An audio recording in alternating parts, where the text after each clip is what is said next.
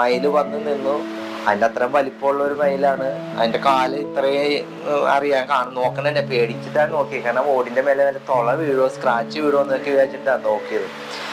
ഭാഗ്യത്തിന് പറന്നൊക്കെ പോയി കഴിഞ്ഞപ്പോ ഞാൻ നോക്കിയപ്പോ ഒരു കുഴപ്പമില്ല, നല്ല സെറ്റായിട്ട് ഇരിക്കുന്നുണ്ട്. ശരിക്കും നമ്മളിത് കയറി അടക്കാം, താഴത്ത് ചവിട്ടിയാലും പൊട്ടൂല, ഇറ്റിയൊക്കെ അടിച്ചാലും പൊട്ടൂല, ഒന്നും പൊട്ടൂല. അതിന്റെ മേലെ കൂടി നടക്കില്ല. ചൂടിന്റെ കുറക്കാൻ വേണ്ടി നമുക്ക് കിട്ടിയിട്ടുണ്ട്.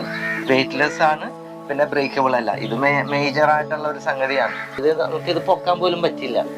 വെയിറ്റ് കുറക്കണം എന്നുള്ളൊരു പാരാമീറ്റർ ഉണ്ടായിരുന്നു. വെയിറ്റ് കുറക്കണമെങ്കിൽ പിന്നെ ഓപ്ഷൻസ് സാറ് നമുക്ക് എല്ലാം കണ്ട പോലെയൊക്കെ സെറാമിക് ടൈൽ അല്ല ഓടിൻ്റെ ഒക്കെ മറ്റേ ക്ലേ ഓട് ഇങ്ങനെയൊക്കെ ഒരു ഓപ്ഷൻസ് ഉണ്ടായിരുന്നത്.